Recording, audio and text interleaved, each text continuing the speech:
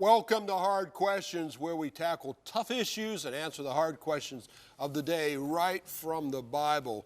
I'm Don Black, and our panelist today is made up of Dr. William Glaze from Bethany Baptist Church in Pittsburgh, Pastor Pete Giacalone from the Rainbow Temple, McKeesport, Pennsylvania, Pastor Chris Gibbs from Crossways Church in Valencia, Pennsylvania. So glad you could be with us. And Dr. Ray Heibel from Providence PCA, Robinson Township, Pennsylvania. Thank you. Good to have you with us, too. Men, we're going to tackle a real tough issue, and it impacts all of our lives, every day of our lives. And the question comes out of Luke 9:23 that says, if anyone desires to come after me, let him deny himself, take up his cross daily, and follow me. Our culture is all about what we can get out of life. But the scripture seems to tell us something different. What does the Bible mean when it says, take up your cross daily? Well, you know where I'm going to go. I'm going to go to the verse before. And again, this is serious business. I know a lot of people think that Christianity is just party, party, party. But in verse 22, the verse before, the Son of Man must suffer many things and be rejected by the elders and the chief priests and scribes and be killed and be raised the third day. Serving Christ is serious. And Christ said, I don't want 90% of you. I have to have all of you. You have to be all in. So that's what taking up your cross means? Yes, sir. It's complete self-denial. I've got some other things, but I'm going to wait for the other brothers to jump in. Well, you know, I'm going to go from a historical perspective. Yeah. But when you look at the cross in the Roman culture, it meant submission to the Roman government. That when you were carrying your cross through the street, you know, before they crucified you and hung you, you were making a statement that I'm submitting to the Roman government. And so I think that when Jesus says, take up your cross, he's saying, going back to what you're saying, you know, there has to be that total submission to me. And so, you know, I think that that's kind of, you know. Another aspect of it, too, is where Jesus said, if you were of the world would love its own, but because you're not of the world, but I chose you out of the world, therefore the world hates you. You know, we have to bear the brunt of God, of sinners' hatred for God, and they can't get to God, so what do? Well, you know, Jesus said, if they persecuted me, they'll persecute you too, and that's part of it too. You know, if you want to take, I like to take the historical approach with you, because one of the other things that you look in there is that they were waiting for a Messiah, and they were really wanting a political Messiah, somebody to come in on the white horse and really just take back control. They were tired of being oppressed by the Roman government, and so they wanted things a certain way. They wanted Jesus to take the throne. They wanted to come back into power, and Jesus is saying, hey, listen, everything's not going to be according to your agenda. You got to take up that cross. You got to give over your agenda, give over what you think, and that's really one of the tough things of being a Christian. Well, Jesus, the cross, when Jesus said that, the cross, as you referred to, was a death sentence. Right. It was a death sentence. In fact, it was the most humiliating death sentence that Rome had. Rome crucified thousands, if not tens of thousands of people every year. It's the way, and they would never crucify their own citizens. No. If you're a Roman citizen, you were not going to be crucified. You were humanely killed. But you weren't crucified. So cross in Jesus' day, and this is Jesus, imagine it today telling me to take up my form of death. Right. I mean, because cross to us is this little cute thing we wear on our neck. But in that day, it wasn't. It was the way that you would be you die in a naked, strung between two poles and suffocate to death. Well, you know, it actually means torture. That cross actually means torture stake. So I looked it up earlier, and it actually means torture stake. So it's not just, you know, pick up your... I had an associate pastor, he's now in heaven, and he used to say, when you come follow Jesus, pick up your cross and take your nails too. You know, bring your own nails along, because you're going to be put to it. Well, you know, I like what Paul says in Galatians 2:20. I am crucified with Christ. Nevertheless I live, yet not I, but Christ lives in me. And the life that I now live in the flesh, I live by the faith of the Son of God, who loved me and gave himself for me. So even though, you know, we live, you know, we are crucified with Christ every day, and that people shouldn't see us, they should see Christ. It's such a paradigm to think of that. If you get a visualization of what that looks like, I'm crucified with Christ. So I'm hanging on the cross with Christ in that regard, and that's not a place of comfort. That's a place of sacrifice, a place of death. And it's a place we have to live. It's going to say that it's a place of death, but it's a place we have to live. And I think you can apply that. Listen, we can just break it down so practical. Take it home with you. You know, those of us who are married, we're married, and I have to do that even with my wife. I don't always get the last word in. I don't have to prove my point, because it's not about me. I am necessary, but it's not about me. She is necessary, but it's not about her. It really is about her. But I mean, just kidding. It's really not. I'm going to get in so much trouble when she sees this. But have you been getting in trouble for the things that you say? I did, actually, but we'll talk about forgiveness at another time, right? Just make the rest of us look good, that's all. You're helping us. Keep going, Chris. Right. Keep talking, brother. Keep talking about in that same scripture. Just keeping us on the air. In that reference, in the same scripture, we're told to deny ourselves. Yeah. Why is it so important for us to deny ourselves, deny ourselves in preference to what? I look at this in my life, and I lived, sort of a party lifestyle. I didn't come to the Lord until I was 20 years old. I knew the right thing. I knew the Bible. I knew that I should believe in God. But I remember I used to tell some of my friends, and I had a girl that was witnessing to me, and I said, you know what, I understand what you're saying, and I'll come to the Lord when I'm older. And I literally said this, I want to have fun now. Yeah. Because to me, coming to God was the most awful thing you could possibly think of. I can't do all these things that I want to do, which are fun. Go out and drink, go out and look for girls, just get in trouble, but try not to get in too much trouble, you know what I mean? Right. Life didn't get hard for me until I became a Christian. Suddenly it wasn't, how do I get away with it, but how do I do the right thing? How do I say no to myself? How do I turn away from this evil that's in me that I love but I hate, and this struggle? Romans 7. I have this, oh wretched man that I am, who will deliver me from this body of death? Thanks be to God, Jesus Christ. That's powerful. That walk of going from me to surrender is the Christian path. Right. Yeah, because you can. I remember reading or listening to a sermon, and the guy was talking about where Peter saw the animals that were let down, and God said, "Arise, kill and eat." Yeah. And Peter said, "Not so, Lord." Not so. And he said, it's either not so or it's Lord. It can't be both. That's good. That's good. And so that's really good. That's what surrender is. If it's not so, then it's me. If it's Lord, it means I'm rendering it to Christ. And again, the emphasis is every day we get up, the way to tackle this is, Lord, I submit myself to you. Right now, Father, I present myself. Because we all have desires, and it doesn't necessarily have to be sinful desires. We all have things that we might want to go a different way. Absolutely. So it's disciplined. It's a discipline. God, and people don't want to hear that. God has called us to a disciplined life. Well, Pete, you make me think, because when you say we have desires, it may not be sin, but it may be our own desires. Right. How is that a problem? Why is it problems for us to desire to go our way, even if it's not sinful? Well, like for us as pastors, we don't punch a clock, and we might justify ourselves. Hey, I've worked extra hard. I'm going to go play a round of golf tomorrow. You know what I mean? But you might have somebody in the hospital. It's weighing who wins here. Do I go play my round of golf, or do I go see the person in the hospital? No, is that sin? It's not sin. It's just, hey, maybe that person in the hospital needs to be visited more than my round of golf. Yeah, I think it comes down to who's in charge of your day. Yeah. Is Google Calendar in charge of your day, or is God in charge of your day? One of the stories, and I'm going to redeem myself for just a minute. Watch this. Watch this. This is good. No, this is good. This is good. I want to take notes. Well, one of my favorite stories about this idea, my wife was actually supposed to be aborted.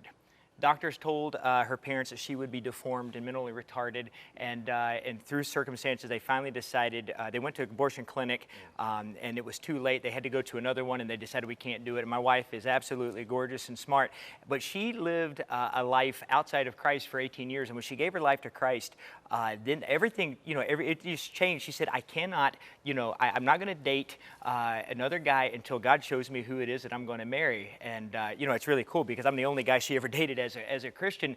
But even Christians would kind of make fun of her, saying, what, you don't even look at, she goes, no, I don't even look anymore. She don't even look at guys anymore because God will show me. And was she being super spiritual? No, she was taking up a cross. She was denying herself, and she was saying, I followed myself for 18 years. I'm following something bigger now. That's good. That's real good. because the direction that she went in was towards Jesus, towards it. God's purpose. And I go back, Pastor, to Jesus on the cross, and he said, we just read it, take up your cross and follow me. Right. But when he was on the cross, all but one of his disciples had turned away from him. Right. So when he actually got to the cross, in that point of saving the world, his blood being shed, right, all of these men that were his disciples had turned. Right, and I think that, looking at their example, there's a lot of people today that they don't want a rough cross. They want a gold-plated cross, they want a silver-plated cross. They don't want the rough cross. And so, we see, people are making Christianity glitz and glamour. Everybody is a Christian, and, they haven't come to the realization of what the cross means. And if they did, they would take that a little more serious. If we wore little gold-plated electric chairs around our neck, we might understand a little bit more. My point. That's my point. That's my point, because it's the way of death. Stay tuned. We got a hard question coming up after this break. When we go out onto the streets and we asked about the big forgiveness issue, when is it right, now get this, not to forgive somebody? We'll be right back. Wow.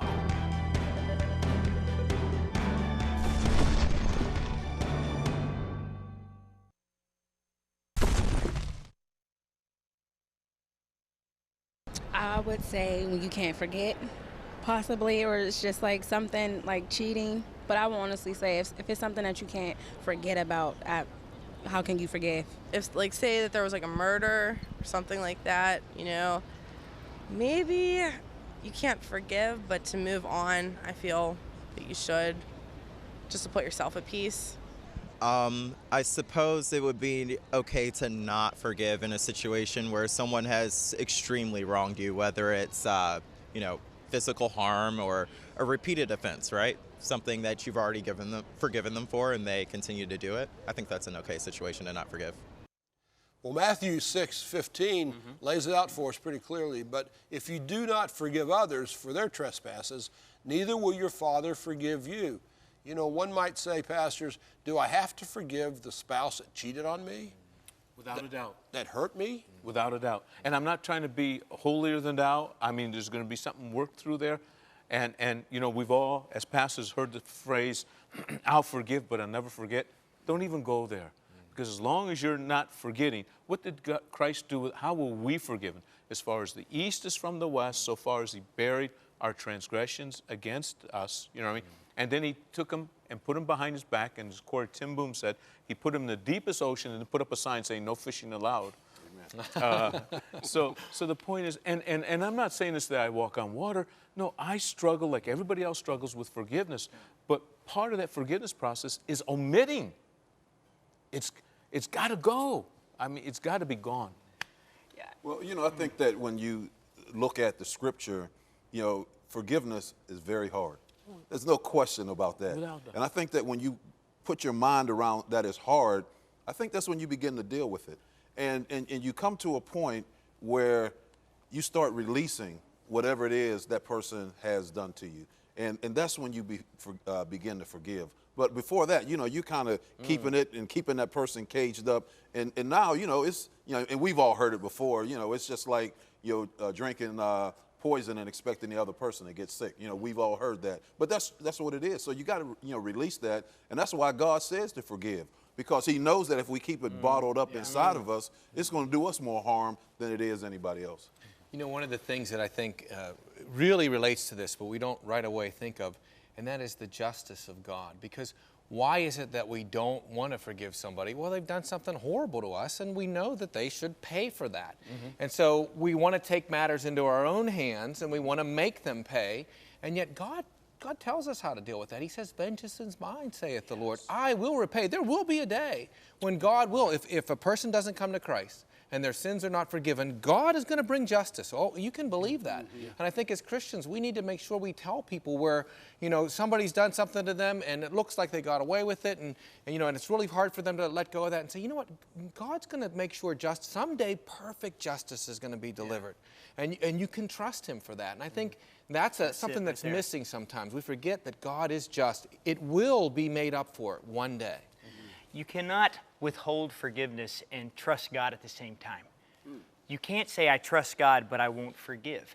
And forgiveness is a process. I wanted to just mention this about forgetting, and I may be the odd man out on this. I don't tend to forget. And the reason is this, because I think the true mark of forgiveness is when you can think back and you see where you come from, and it no longer takes you back to that place of pain. Because there are certain things in my life that I will never forget. And it's okay now, because I can look back, and now it's part of my testimony, because I can tell you what I've been through. I can tell you what was done to me, and I can tell you how God brought me that to where I can look at people that abused me in the face. And I may put some distance there, because just because I forgive doesn't mean I have to restore, those boundaries. But I can say, God brought me through that. Amen. Well, isn't it more about choosing not to remember rather than forgetting, like it gets erased somehow from our brain? It's never erased from our brain. The pain is still there, and sometimes the scars are still there, that you were harmed, you were hurt, somebody did something terrible to you, but God's forgiveness and his love can cover you. And when that happens, we can choose not to remember it. And I think, Ray, your point is right center, because it is all about vengeance and justice. Yeah. And when you follow that up with, there's another side too, where somebody will look at it and say, well, yeah, but that person, how can I forgive them if they won't admit what they did was wrong and they won't even acknowledge it and they're blaming me for it? Well, at that point, maybe technically, okay, it's not forgiveness that you're giving because they haven't asked for it and they'd be insulted, if you said, I forgive you, or how dare you forgive me? Well, but the attitude is what we're looking at. I'm not going to hold a grudge against you. And I'm even going to pray for you that maybe you would recognize this sin and you would come and ask for forgiveness, because ultimately we want the relationship to be restored with forgiveness. It's sort of like, thank you, you're welcome. I'm sorry, I forgive you. Well, yeah, I agree. The I'm sorry has to come there. God's not going to forgive us unless we say I'm sorry. But we don't hate, we don't hold a grudge. I mean, God still loves, and he still visits the sinners with, even those who hate him, with blessing. The Bible says he reigns on the just and the unjust. He brings good on them. He gives them food and gladness. And that's the way we need to be. We need to continue to do good to that person that continues to hate us and not hate them back, and recognize that, we're not going to hold that grudge. Yeah. And I think that's what we got to do. Well, another thing that I think that sometimes it's hard to forgive, because we haven't defined the difference between restoration and reconciliation. See, right. God has not necessarily called us to restore that relationship, but he has called us to reconcile. And forgiveness is a big part of reconciliation. Well, define reconcile for me. Well, reconciliation is to bring, two people back together. Now, I might have had a relationship with Pete where we went to ball games and we went out for dinner and stuff like that, and then there's a fence between us, and now we don't even want to speak to each other. Well, we at least need to. We might not be able to restore that relationship where we're going to ball games and movies again, but there should be whatever was between us. It should be removed. Well, let me give you a real life example. A woman's husband cheated on her, left her after many years of marriage, and just abandoned her with another woman. I'm making this up, nobody in mind. And are you telling me that for the woman who was abandoned, she needs to forgive her ex-husband, divorced husband, and try to have some kind of reconciliation with that ex-husband? Right. I think it's very important. Again, because she's only hurting herself. Yes. When she's trying to avoid, and she's in her own little world, and just she's actually put a box around herself. But to say at least I know that there's nothing between us. I heard the story about a man who was staying with his mother, grown man, and his one job was to take out the trash, and he didn't do it, and so the trash just built up. And every time his mother saw him, she would look at him, with a mean face. And so eventually he got the hint, and he took out the trash, and his mother was calm and peaceful again. So what was reconciliation? It was moving whatever was between them. That trash was between them. When they removed it, then they were able to. And Don, to your example, I actually had this happen several years ago. I had a lady called me and she said, Pastor Chris, I think I lied. I said, what do you mean you lied? Her husband had, cheated on her and was getting married, and she told him, she said, I wish you all the best. She said, I don't wish them all the best. And I said, well, listen, I don't think you necessarily lied. She said, what do you mean? I said, you wishing them the best is not so much you wishing them the best, but in God, you were worshiping God, and you let Him be the benefactor of that worship. He's irrelevant. That woman's irrelevant. But you're saying, I'm going to bless you, not because I like you or want you or really anything, but I am worshiping my God, and you are the benefactor of my worship. So you can say, I wish you the best, because what you're really saying is, God, I give it over to you. And you know, the other thought, too, on the other side of this idea of forgiveness, when we don't forgive, you know, Jesus talks about that the person who doesn't forgive is given over to the tormentors. The thing is, we actually allow poison, a spiritual cancer, to spread through our body. Right. So when Jesus wasn't asking us to have a hard pill to swallow, He was telling fellas, if you live this way, you'll live in my healing. So by not having forgiveness, we actually poison. We bring a spiritual cancer into our being, and we've all been there. Come on, what man here, our character has not been attacked? I mean, really attacked. If you're going to be in the ministry, you're going to be attacked. You're going to be attacked. And people are going to pull some of the heart. I remember one time when this guy took me for so much money, and I borrowed the money from my dad. And my dad, and I was having heart palpitations. I'm going to call some of my cousins to go break his legs. That's the truth. That's the truth. I'm not lying. I'm confessing that. And then the Holy Spirit, my dad came over to visit, and I was in 4 emergency wards with heart palpitations. I mean, this guy took me for $10,000 in the 70s. That's 1 year's wage. Wow, yeah. And my dad sat with me and said, son, it's only money. I said, Dad, I borrowed it from you. It's only your money. That's tested forgiveness a little bit there. You got the other cousin. But here's the thing. Call Cousin Louis. But here's the point. When I forgave him, I didn't have another heart palpitation. That's cool. I was on Valium. That's how bad it was. And when I forgave him, one night, I gave the pills to Elaine and said, honey, flush him. I knew what I had to do. You know, that brings up a good point, Pete, and we need to make this distinction, too, that there's a difference between our personal relationships and the fact that, you know, justice still needs to happen in the state. I might be able to, forgive someone for doing something to me, but still want to see them have to pay the penalty to the law. That is so good that you said that, because forgiveness from us doesn't eradicate the results of their actions. That's right. We're going to come back and deal with that after this break, so don't go away.